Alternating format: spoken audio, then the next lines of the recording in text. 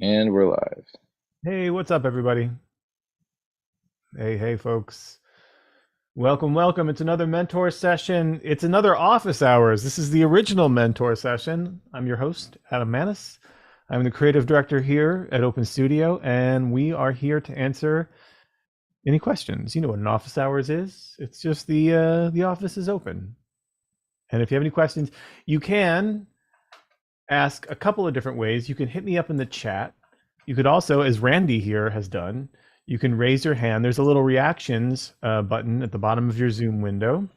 And if you raise your hand there, I can bring you on and we can chat about your question straight away. We are also streaming live to YouTube. So what's up to everybody on YouTube?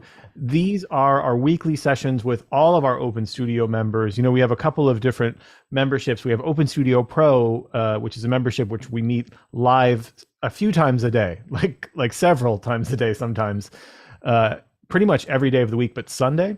And then once a week, we open up a Friday mentor session with a different instructor on every Friday at 2 p.m. Eastern. And once a month, I do an office hours, just kind of a general Q&A about Open Studio or anything piano related or music related. And we actually have Sam and Dan and Caleb in here to help answer any other membership questions or anything like that.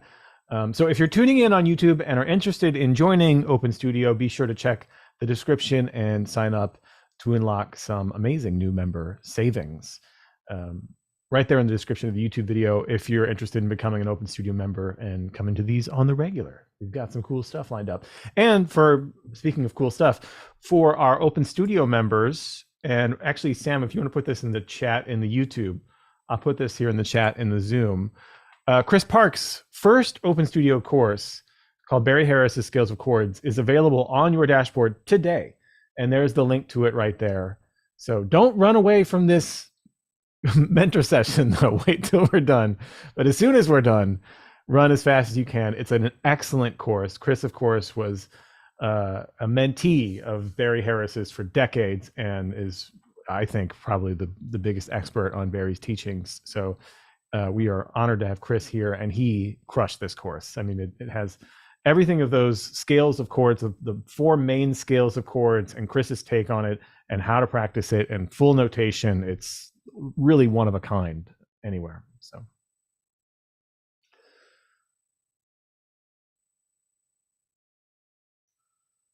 Yeah. Okay, so we already got some great questions here in the Zoom chat. Again, if you're on YouTube, you could also put some questions, and if we have time, we'll hit those questions at the end. But if you really want to get your questions answered, go ahead and sign up to be a member of Open Studio, and you can attend one of these sessions every week.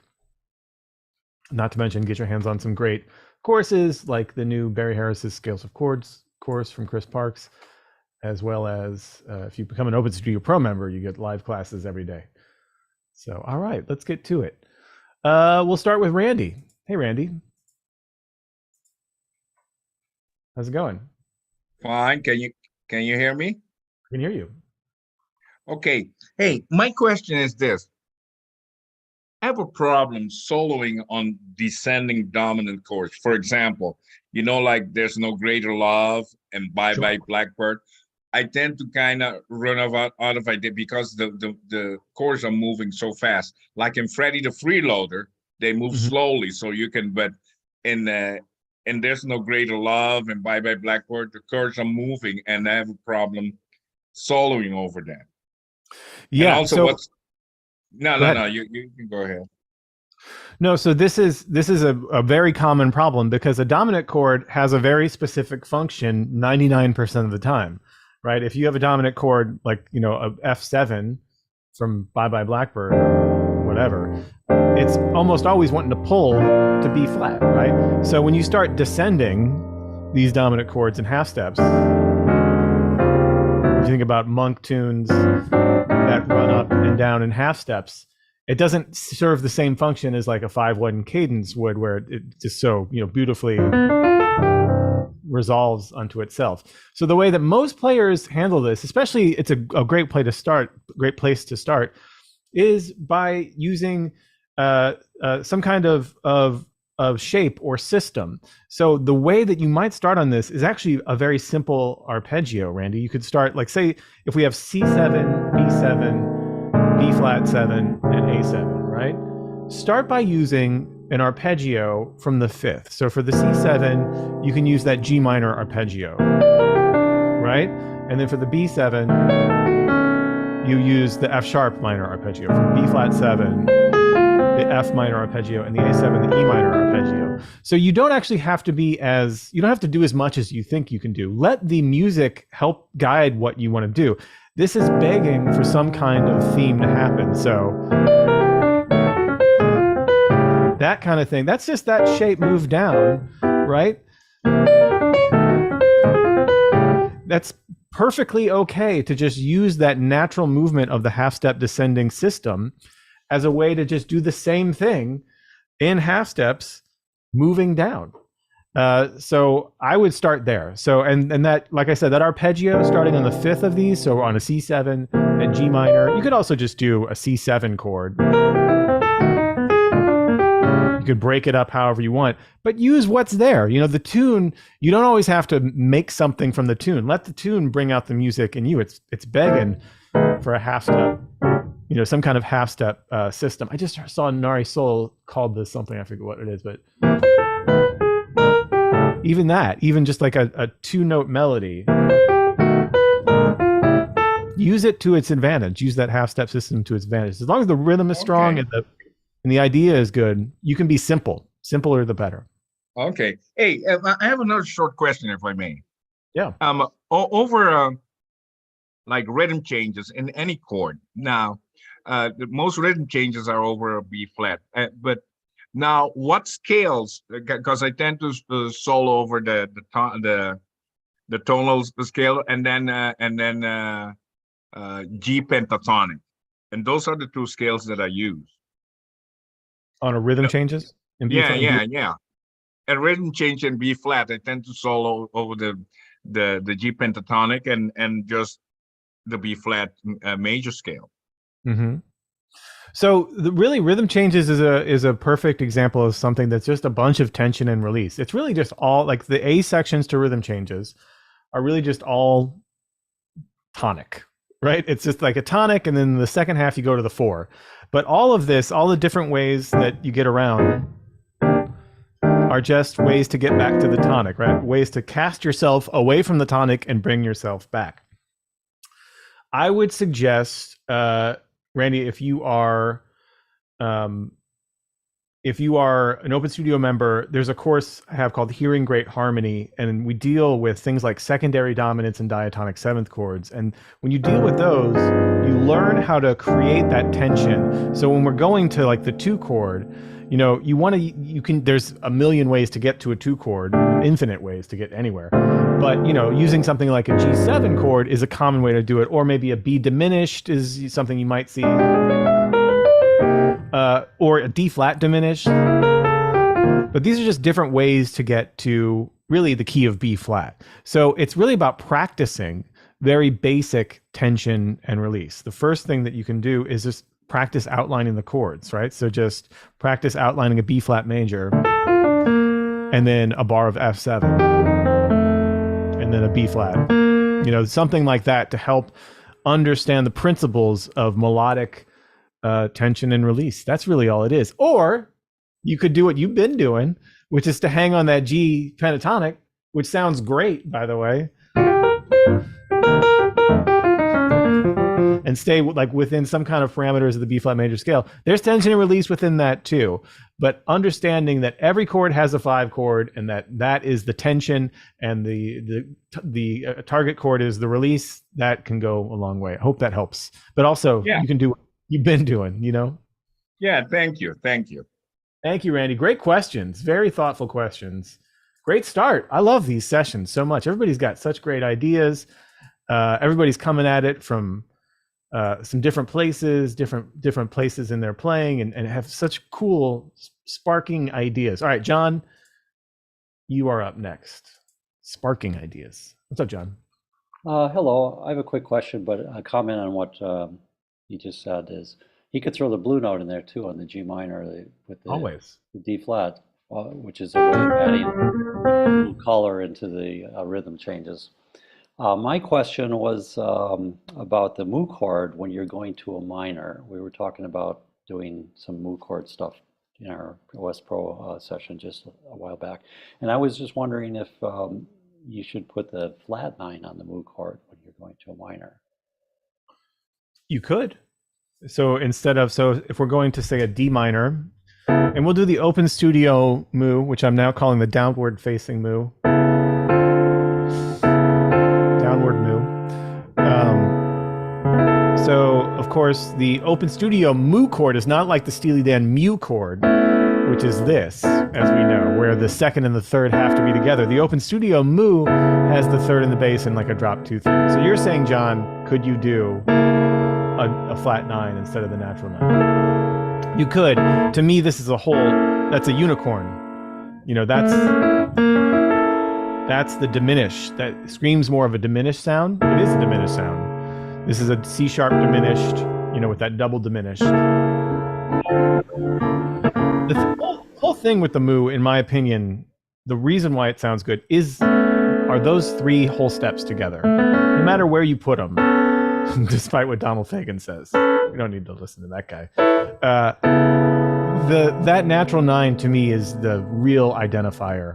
The fact that it's in your right hand, it's some kind of, you know, suspended second triad, right? With 1, 2, 5, and then your left hand could either be the major third or minor third. When you put the flat 9, which you could, it sounds great. That's just a diminished. Yeah, okay. Yeah. Does that make sense? Yeah. We're all making it up at this point with the mu anyway, so it could be whatever you want to. But as long as you know what I mean, honestly, a case where this could work is depending on where you're going. Like if you wanted to move that natural 9 anywhere, that flat 9 is a great place to move it. How beautiful is that? You know, but again, that's all of this is breaking it down to just 4 voices moving, 4 or 5 voices moving. Okay, that's all I got. Yeah, good question. We've been working a lot with the mu and secondary dominants in Open Studio Pro. Tom, you're up next. What's up, man? Hi. Well, I don't know. I hope this isn't this is probably a stupider question than the last 2, which were really good questions. Dumb questions, only dumb answers. Okay. So I've been thinking about, and I hope I have a sort of vocabulary for this, but you know, if you're using a natural third and a flatted third, and you know, in a chord voicing, how to use them together. And so this is just the example I've been working on. There will never be another you. So second to last line. Can you turn your original sound from musicians on, Tom? I can't really hear what you're playing. Oh shoot! So original sound from what? It should say on the Zoom. It should say original sound for musicians on. Oh. Anywhere? Are you on an iPad or something? No, I'm on a laptop. Where's that? Upper left corner. There's a little shield, and it should say original sound for musicians. And it defaults to off, but if you want to turn it on, it helps. Okay. I can't find that. But if you're talking about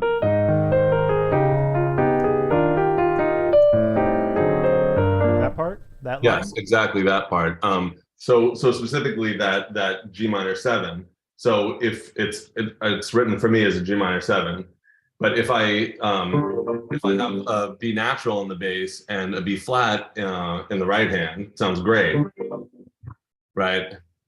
But if you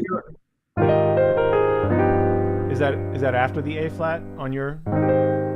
Yeah, after. So can you hear this now? No, it's cutting out. It's cutting out everything in the background. Yeah. Oh, original sound for musicians. Okay, great. There we go. Okay. So So that chord, that G minor 7, right? So I still can't hear what you're saying, but let me play through it and let me know if this is it.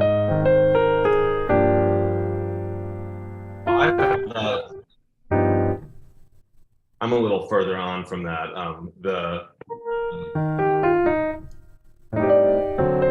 There. This chord? Well, the G minor 7, the D lands on.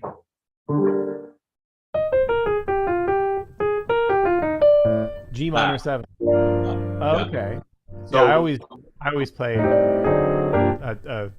A minor 7 flat 5 to D7 to G minor 7. Okay. okay. Yeah. So it got me to thinking, like, in that chord voicing, in that G minor 7, if you have the B flat on top and the B natural a little lower in your left hand, it sounds great. But if you reverse them, it sounds absolutely horrible. Yeah. And then a little bit further on the next line, same thing. Like if the B flat's on top and the B natural's on the bottom, it sounds great. But that's not a G minor 7. I have that written as a G dominant 7. Yeah.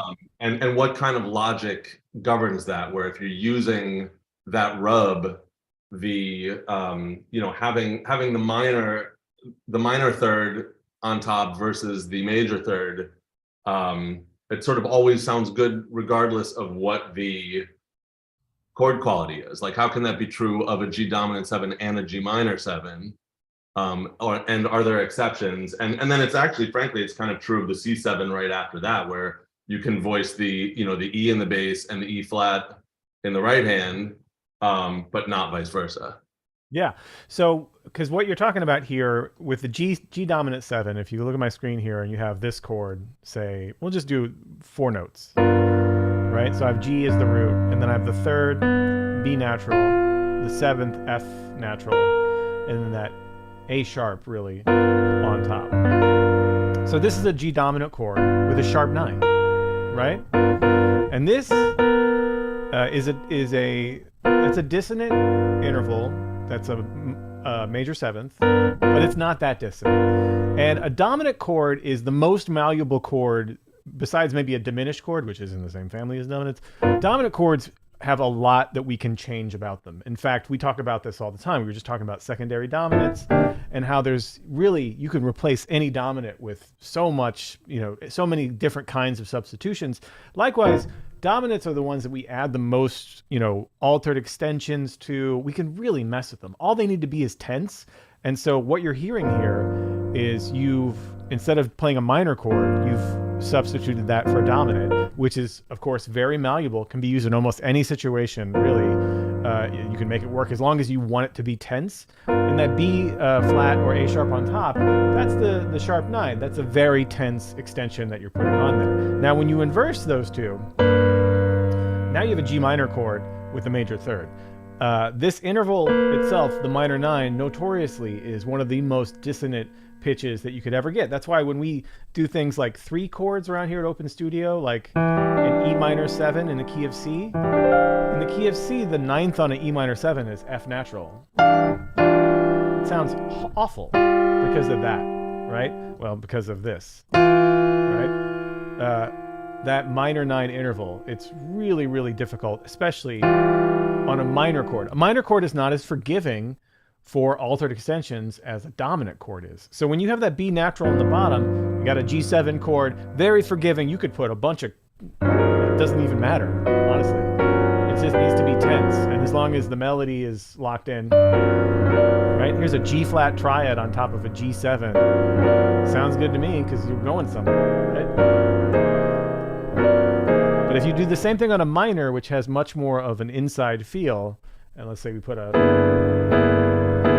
and this is just a very tense chord, and it's not meant to be a tense chord. It's a minor chord. It's meant to be a dark. So, but there seems to be so much. I just wondered because I haven't seen much written about sort of where you structure those things. I tend to think if you're getting the chord tones right, you can be creative about where you put them. But this seems to me to be an example where if you're having those two in particular, it makes such a huge difference where in the chord they fall. And I don't know if that's sort of psychoacoustically or what, but yeah. So you you would almost never do them with a minor third on the bottom and a major third on the top. You almost never see a minor chord that also has a major third. That's some like upper level Herbie Hancock stuff. However, you hear very often a dominant chord that has that major third with that sharp 9 as the top interval. You hear it all the time. So it's just much more, our ears are much more attuned to this rather than this.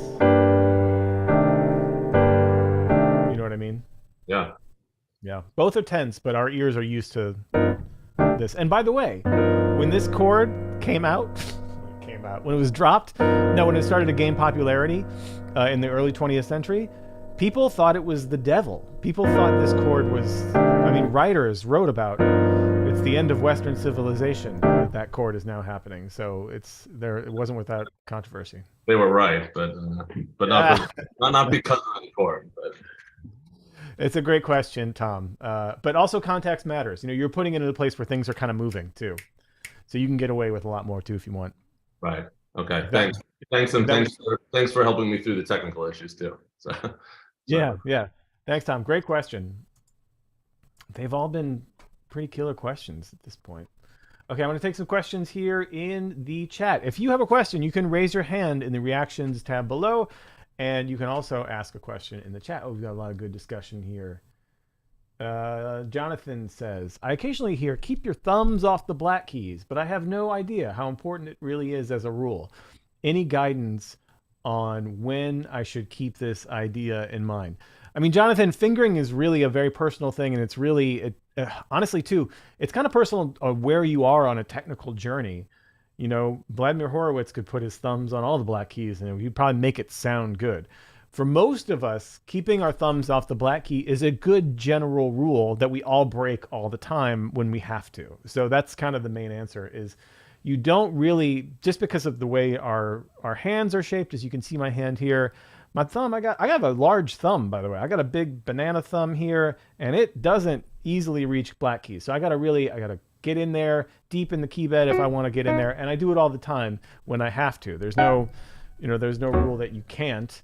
But especially if you want to play smooth sounding passages, keeping your hand at an ergonomic shape is one of the easiest ways to sound good. I always quote Peter Martin's tune and the theme to our podcast, the You'll Hear podcast. It's a tune called Emotion in Motion.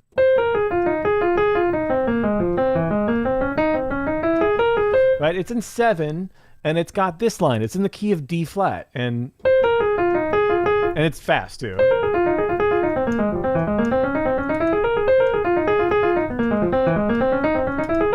Right? Now that at when you first hear it, you're like, oh, I bet that's hard to play. But this is, really the brilliance of a genius piano player like Peter is this lays so beautifully in our hands because of the key of D flat. There's really only 2 keys where your thumb needs to hit, and that is an F and a C on that D major. And then on the the D flat minor, then we go to that E natural, also a white key. So my thumb is tucked in on these white keys. Everything else is on black keys. It's just a flick of the wrist at a certain point. Like it just happens because it works so beautifully. And by the way, these virtuoso players, people like Art Tatum, played a whole hell of a lot of ergonomical things. Like that lick there, up in G, is really just this. It's 4 down to the 1, which we can all fly on, right? But if you do 4 3 2 1 4 3 2 1 4 3 2 1 4 3 2 1, it's the same pattern, right? So I'm going up this G major triad, surrounding it from a whole step above, and then this half step below. It just so happens in the key of G, it's all the same shape. So you can really fly on that one. And there's a bunch of stuff like that. There's a bunch of ergonomical things. So we often say keep your thumbs off the black keys more for ergonomical reasons, and it helps to get a good sound. And then, like I said, there's definitely cases where it's the wise choice is to put your thumb on the black key, and you have to be able to be comfortable with that as well.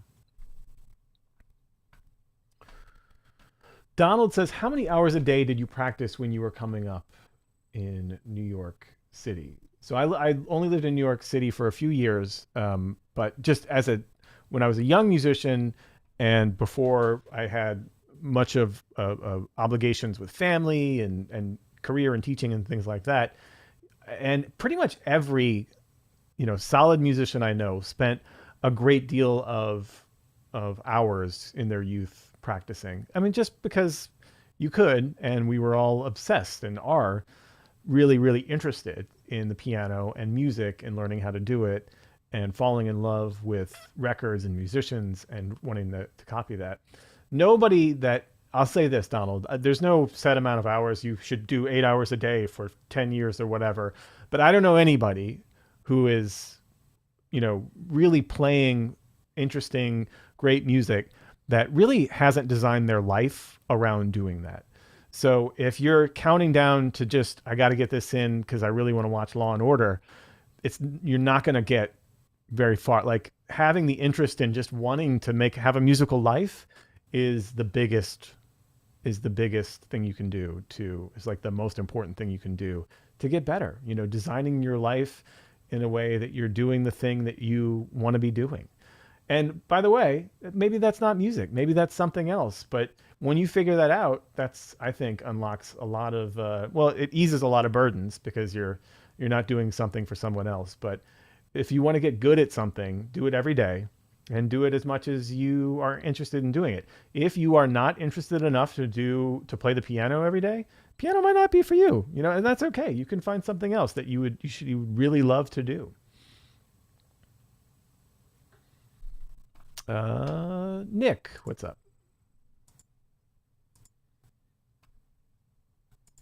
Can you unmute yourself? Still can't hear you, Nick. Still muted. There you go. Thank you. Thanks, Ed. How do you manage the multiple layers of keeping your practicing focused? So obviously as a jazz piano player, we could be playing for a company, a singer like I did last night, right? And then we could be playing solo gigs. We could be learning bebop lines and Latin lines and voicings. And after a while you sit down and you go, wait a minute, where was I in this whole process of education? So how do you stay focused? This might be our most asked question, and it gets asked in a couple of different ways, which is like, how do I know when I'm done practicing something? Or how do I know if I'm ready to move on for a subject? Or how do I know, how can I stay focused? Or what should I be practicing? These are all different ways of really wanting to optimize what you're doing, because you don't want to feel like you're missing out and spending time on the wrong thing. But it's really I would suggest maybe thinking about reframing that question to, what is it that I want to spend my time around today? Like, what am I interested in learning about and working on today? When people say, what should I be practicing? The first thing I usually say is, go check your Apple Music or Spotify or wherever it is, or your record, like your CDs that are spread out on your stereo, however you listen to music. Go check your Spotify and what are the songs that you've listened to most in the last month? If you can, 3 songs that you've listened to most, do you know those songs? Do you know the arrangements from what the recordings you're listening to? Have you transcribed any of the solos from those songs if they're improvised solos on them? Do you know the orchestration of it? Do you know the lyrics? Could you sing the melody? The answer for a lot of people is surprisingly no. I love this music and I have no idea how to play it. And that's a great place to start. Because that's what you're interested in, is the music that you're listening to. And you're naturally going to be more connected to the music that is hitting you right now. And that doesn't mean it has to be new music or anything. It could just be whatever you've been into. Maybe you're into Wynton Kelly right now and Kelly Blue, that great album. Well, have you learned any of the heads from that album and added it to your repertoire? That's a great indication that, I could probably work on this. I think that's what a lot of musicians do. Like a lot of great musicians, we have some secret great musicians here in the chat that are hiding, but I know personally that they are constantly discovering interesting things, new and old things, and then they're curious and they get curious about them. And that's really the direction of their practice. Now, that said, a lot of us then will also take the time, especially as we get later in our careers, of exploring things technically. You know what I mean? Like checking in technically is something that I find that I have to do a few times a year. I'll really like kind of go put myself through a boot camp of scales and arpeggios and some different like octaves and things that I want to really have, because that helps to give me some freedom. But then, and that kind of gives me also a little bit of rest of searching out for new music. But then naturally I get super into a musician or an album, and I want to learn as much about that as possible. So also a gig could help direct this as well. So you mentioned you accompanied a singer last night. The lead up to that performance last night could have been you just going on a deep dive of A, that singer and what they want to sing, and I'm sure you did. And B, maybe who's my favorite singer really? And who's my favorite accompanist to singer? Who does that the way that hits me? And then getting curious about that and figuring that out. So it doesn't become then just, okay, I need to have a list of concepts that I need to make sure and hit, but you're just naturally curious. And when you get curious about your favorite accompanist of a singer, that's going to get you curious about things like chord voicings and comping and rhythm and learning tunes, repertoire, and weird keys. Like all of those things are necessary skills to build to accompany singers. And once you go on a deep dive and get curious about that whole world, then you don't even have to think about it. You naturally are passionately working on things. So check your Spotify, check your Apple Music. What have you been listening to? And what would it take for you to learn that music? Because that's how the greats have done it, is they just follow their curiosity, And of course, you're going to have to check in technically. There's a certain amount of proficiency we all have, but that stuff is easy. There's hundreds of years of pedagogy on piano technique and all that stuff. That's really doing push-ups, but the musicianship part takes curiosity and dedication. I hope that helps. Yeah, the question more geared to like when you have. So I was trained classically and have played my version of jazz for a while. But when you're exploring a new concept, how do you know when it's time to move on to another concept? Because sometimes there's so many new concepts. Yeah. To grab onto. When your attention is wandering, and that doesn't mean that like, I'm whatever, I'm distracted today. It's like when it becomes a chore, when there's no love in it for you, and there's no curiosity about that concept, let it go for a while. There's no reason to stay married to a concept because it's like, well, I gotta optimize myself. Like as soon as your mind starts to go towards, I really kind of like that, just go there. Let it happen. You're not gonna. There's only like 12 things to work on, so you're not gonna go too far. You're gonna have to come back to this stuff. And sometimes going to a new concept actually unlocks like, oh yeah, I can hear new things in this concept I was just working on. And also something to keep in mind for everybody, Nick, is that there's no end to this. We are musicians for life. We're learners for life. Like I said, there's really about 10 to 12 things that we all come back to again and again and again. And each time I come back, it's a little bit deeper. I know a little bit more. It's a little bit easier, and I can go, in different directions with it. So just have faith that you're a musician. You're here for the long haul. And the most important thing that you can do is to not burn yourself out. And, we've all been there where you're hammering home some concept or some tune or something. And it's just like, I hate this so much. It's just like, what am I doing? That's bad. That's not a good place to be. Follow your heart on this is my suggestion. Thanks. It's a great question. And I think there's a reason why it's probably our most popular question, with the podcast and here at Open Studio, because it's a feel thing. There's no right answer for this. And it changes too. Sometimes you're able to keep your attention with one very, really esoteric idea for like years, and you could really stay focused on it. And sometimes you do something that is super helpful and you're kind of bored with it in an hour. And you're like, really? Am I really bored with that? Move on. Go to your records. What really lights you up right now? What is it about it that lights you up? And figure that shit out. Like just go for that, because that is where the real stuff lies, right? Is figuring it out yourself, what is lighting you up at the moment. Greg, what's up? Hi, Adam. Can you hear me? Yeah. Great. So Peter, during his jazz piano method course recording this last Wednesday, very briefly referred to approaching a dominant seventh chord by playing a major chord a half step above, then a major chord a half step below, and then the dominant. And you've spent a lot of time with us recently talking about approaching chords in different ways. I don't recall hearing that particular way before. Could you just talk a little bit about that approach to a dominant seventh chord? I've never heard that before, so I don't. So I wasn't the only one. Exclusive. I don't endorse that at all, by the way. No, of course I'm sure it's great, but again, this kind of goes back to Tom's thing with like the G7 with the sharp 9 or the G minor with the major third. A lot of these things are really just ways to create little moments of ambiguity, little moments of tension. So if you're approaching a C7 chord from D flat major, then B flat major 7, that actually sounds really good. I could see why he would do that now. And he probably has an obscure Kenny Kirkland reference of why that works. But there doesn't have to be a why that works at all either. You could do it however you want to do it. As long as you think it sounds good, as long as it really lights you up, as I was saying, as long as it works for you, those moments of ambiguity and then solidity, right? Of like, I don't know where we're going. We're here. Those are what being a musician is all about. Those are our main decisions that we have to make.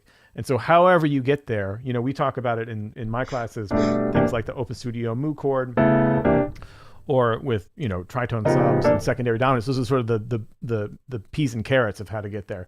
But those sort of more Peter Martin style advanced sidestepping, as Doc Pop is saying here, those can be whatever you want it to be, as long as it sounds good to you. It's really just, again, building tension, ratcheting up the tension, ratcheting up the ambiguity, the where are we, and then landing your audience in an interesting place. That's all that is. And also, half steps always work. Our ear really wants this to go here. It really needs it to go there. Like our ear hears these half step leading tones so well. That's why things like this exist, right? The flat 9 on a dominant chord exists to move a half step away. And in fact, an augmented chord, that sharp 5 exists to move a half step away. And in fact, a dominant chord, these two notes of a dominant chord, the 3rd and the 7th, those exist to move half steps in either direction. So anytime you can pull and mess with half step voice leading, it's going to work. Great, thank you. Thanks, Greg. Great question. I wish I was more of an expert, but if you're an Open Studio Pro member and you're on Peter's Jazz Piano Live, feel free to ask Peter too. Jerry, what's going on? Hey, Adam. Can you hear me? I can hear you. This is my first time on. I've been with you about 3 or 4 weeks, and I was just blown away by your Bill Evans flat 5. That most beautiful. I think you got it from Riley. The Riley. Yeah. That cool thing that used that. Yeah. So that was very cool. I loved your Art Tatum reference just now. I'd love to hear more Art Tatum-ish stuff.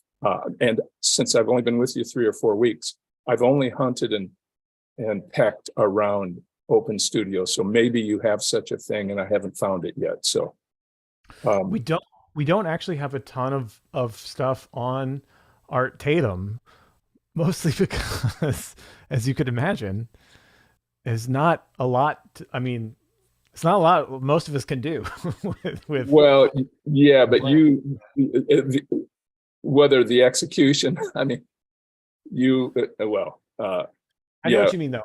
Those concepts are universal, and those, especially the voice leading things that he has, the stride things, all of the ergonomic things that he can do are super fun. That stuff right there. Just that. Yeah. That sounds like you just dragged that in from Humoresque or whatever it was. But and it seems almost like a proto bebop stride, whatever bebop stride stuff he was up to. Anyway, fantastic. Well, yeah, I mean, every pianist who after him was influenced by him. There's no doubt about that. I just thought I'd make another remark about practice. When I listened to Charlie Hayden up talking about rehearsing with him, and he said, "Yeah, we practiced that tune for 2 days, about 9 or 10 hours a day, and then the next day we played the same tune, and that we only." He was asked that question, and said, well, we just played that tune for, all day. And so I just say that because some feel like, oh, well, I've been hammering away at this 2 hours. I better get on to something else, right? Because I have a gig or I have this or that or whatever. And I give myself the license to go ahead and play it all day long. If to it. And the next day too, because that's apparently where I'm at. Anyway, just thought I'd make that remark. And then one more. And that just real quick, that ties into where are we going? We're here, we're musicians for life. It seems like we don't have a lot of time, like we got to accomplish something this week, but just that time that we have with it can be whatever we want it to be. Just think if you can transform that one tune, in a day or two, that's good work. So one more and last quick remark. Jeffrey Kieser, who's down, I'm in Encinitas, California, and Jeffrey Kieser has been down here kicking around for years, and I've been able to hear him play. Nice. And I think it was a guy named Timothy. I don't know any of the people yet, but Timothy had a question for Jeff, and it was a theoretical question that, Jeff admittedly is just like, he just plays, right? And he sort of said, well, I don't know the theory about that. I don't really understand it. Timothy's question had something to do with adjacent triads and the term hexatonic. Immediately, I thought of Heidi the Bridge of Girl from Ipanema. And I just mapped out the bridge has, it's a 12-bar bridge, right? So 4, 5, 6, 7 bars into the 12-bar bridge, you get to a D7 chord. And the melody is E, F sharp. And what I do is play 2 adjacent triads. This is the E major triad in the right hand in first inversion, and that covers my melody note E. And the second adjacent triad is the D major triad in second inversion, which is the on top. And it sounds, I don't know if you can do this, but right? No, did I do that backwards? No, yeah. Yeah, we can't hear you, but it's something like that, right? Those two things? Yeah. Yeah, there it is, right there. And so, and then apropos to Timothy's question about how does that relate to hexatonic, I understood him to be referring to the Lydian dominant hexatonic, something that I guess, so the way I find that scale is that I understand the D Lydian dominant hexatonic scale. Let's see, wait a minute. Am I off on this?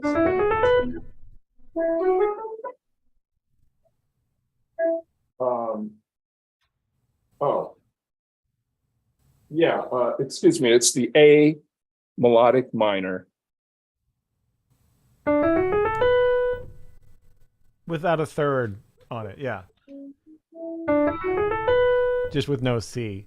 Yeah, really, Jerry, I think mostly, and Brian is putting this in the chat here. I always heard of hexatonic in context of triad pairs.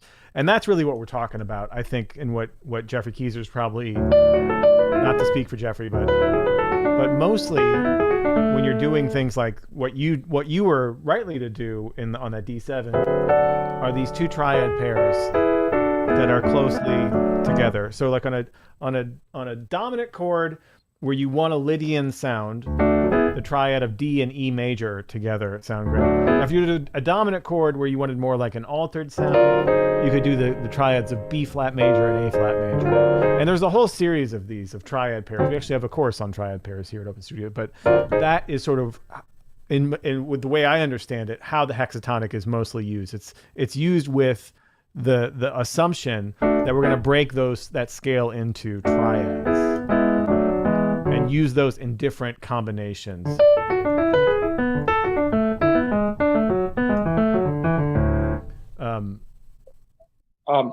I just understood what I was trying to get at. It's the A melodic minor scale that I use. Okay. Right, because And you're then that, on a and I leave out, I omit the D. sure. So ironically, on the D, Lydian dominant hex, I think to Timothy's question, I play the two adjacent triads, the D and E, or the E and the D, and then I leave out the D of the A melodic minor, which is the omit 4. And so ironically, I've got the minor scale or the Lydian dominant scale, but leaving out the D itself. Okay, anyway, so that's, I think that's where Timothy was going, and it's kind of arcane, but anyway. Yeah, thank you, Jerry. Okay. Yeah, there's 1,000 ways to get at these sounds. So that whole Lydian dominant sound is from, of course, the A melodic minor ascending scale. So anytime you can pull out notes and do a pentatonic scale based on that and get a similar color. Really what you're getting there is a color palette of notes, of those notes, and that G sharp is super important. Okay, we have time for just a couple more. Timothy is right here. I wonder if it's the same Timothy that had that question for Jeffrey. Hey, Timothy. Oh, yeah. And Jeffrey pointed this out. I tend to omit beat 4 and I just go right to beat 1. How do I not cut short the measure? I don't know what to do. Maybe just phrase over the bar line, I guess. I don't know. I just tend to lose the sequence of beats. So you're playing in 4/4 and you tend to cut beat 4 out. Yes. Interesting. Okay. I mean, there's nothing I could tell you that you probably haven't heard, like tap your foot and try to feel the pulse of 1 and 3 with your foot. Okay. It can be very helpful to really get you, because like the pulse of 4/4 is down up, right? So the downbeats should be down in our body, stomping our foot, and the upbeats should be up. That's why we snap 2 and 4. That's why the hi-hat is up here on 2 and 4. Kick drum could be down on 1 and 3 if we really want to put it that way. But I would try tapping on 1 and 3. So if you're playing in 4/4 or on all 4 beats too, playing on a 4/4 song, I'm just tapping on all 4 beats with the heel of my left foot. I use the heel of my left foot to do all of my timekeeping practically. I find that it's really solid. It grounds me physically. I have to kind of lift my leg up from my knee, and it swings. It sounds good. It keeps me honest. That, and Samuel has a great suggestion here.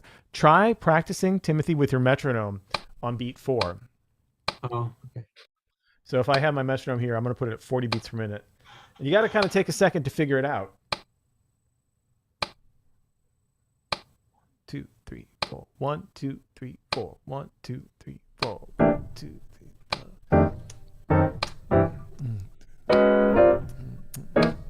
2, 3, 4. 1, 2. 1, 2, 4. 1, 2, 3.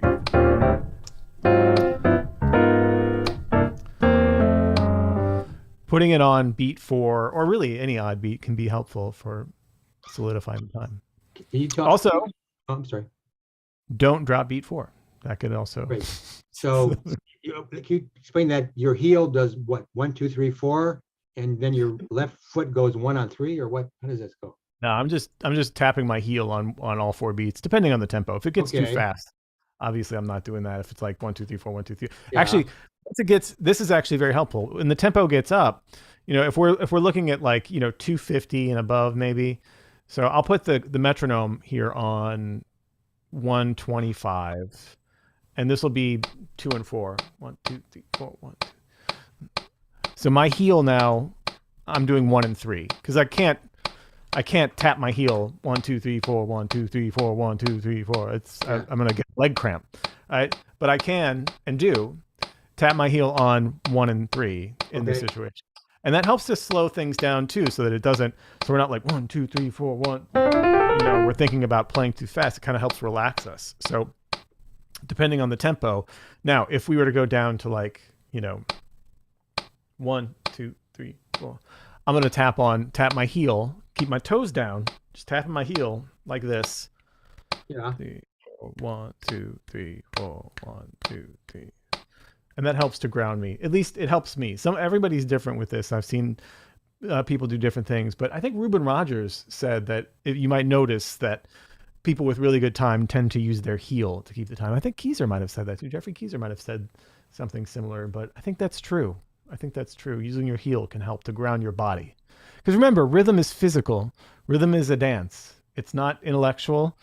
It's not emotional. It is a physical act of putting time into a certain amount of space. We need to be able to physically do that. So having something that's foundational in your body, that's moving in time, is very, very helpful. Dancing. Okay. Well, thank you very much. Yeah. It's a great question, Timothy. All right. Love it. How's everybody doing? If you're tuning in on YouTube and are interested in joining Open Studio and being a part of these every week with different instructors, like next week we have Chris Parks, and he's going to do a whole session on Barry Harris's concepts for soloing. I'll be back on June 9th, but we've got these booked up with different people. Last week we had Taylor Eigsty. We've had Emmett Cohen here a couple weeks ago. We have a ton of amazing musicians. If you're tuning on YouTube and you want to join Open Studio, check the description and sign up to unlock some amazing new membership savings. I'm just going to go through the chat. Sam, is there any questions at all in YouTube land? Oh, here we go. Oh, dang, there's tons. Okay. So I'll take 1 or 2 here. We have time from YouTube. Hector says, are there some particular exercises to get the hands in the right place during practicing a standard? So Hector, the best thing you can do, the Peter Martin method for learning a tune, is literally just the root movement in your left hand. Not even a bass line, just like put a metronome on beats 2 and 4. Here's Have You Met Miss Jones. And I'm just doing the roots. I'm not trying to do a 2 feel, even though it's not naturally.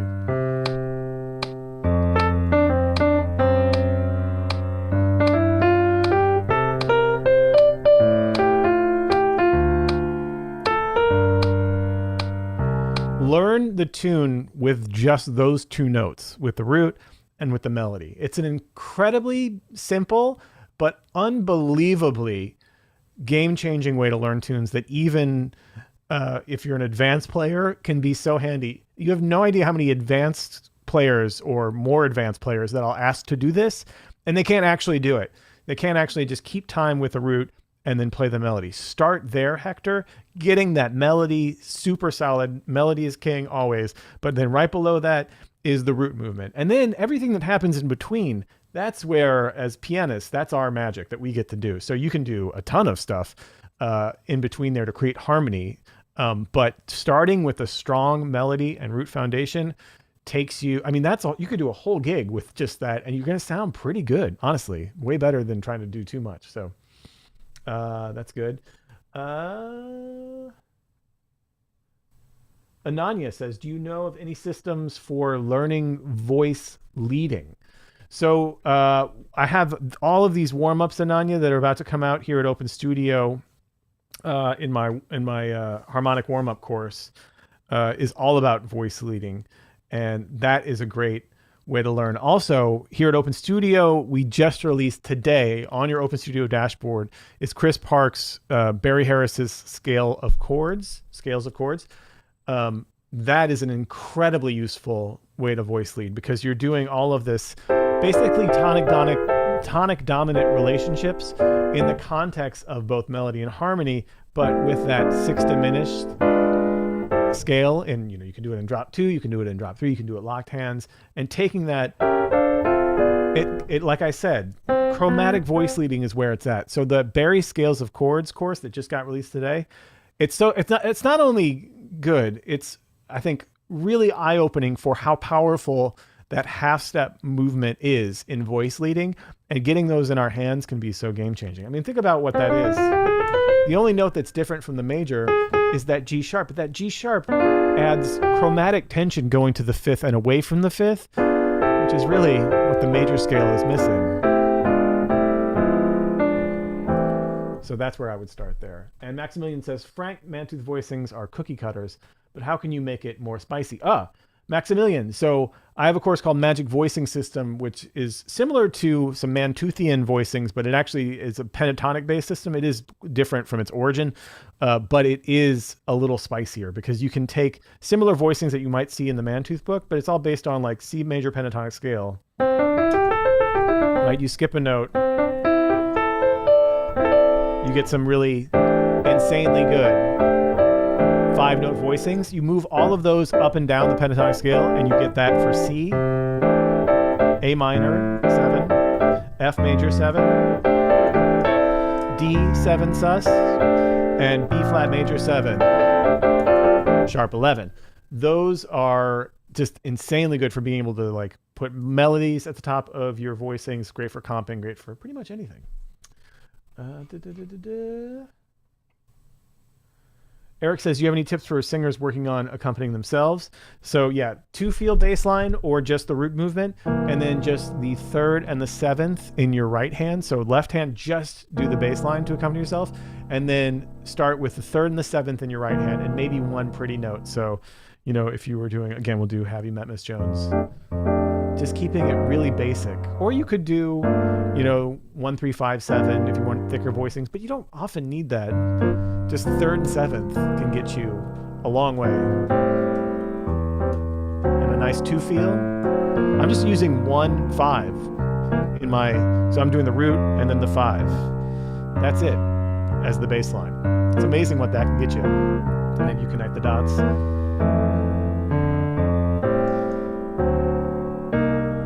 Maybe some tritone subs, that kind of thing.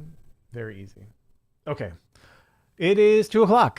That's all we have for office hours today. Join us next week at the same time for Open Studio members.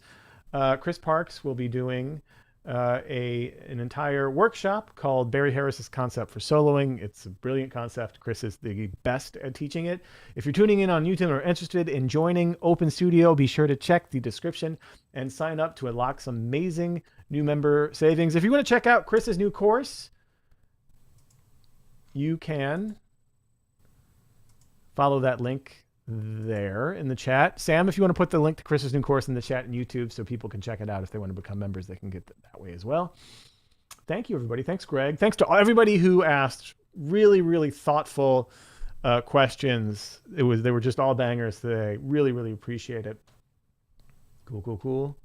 Malcolm says, follow Adam on Instagram. It throws out some great harmonic warm-ups. I second that. Thank you, Malcolm. Nice, Greg. First live stream. Welcome. Thank you, Joe. Thank you, everybody. And thanks to everybody tuning in on YouTube. Again, check out the description if you want to learn more. And yeah. And we'll see Open Studio Pro folks tomorrow for more live classes. All right. See y'all.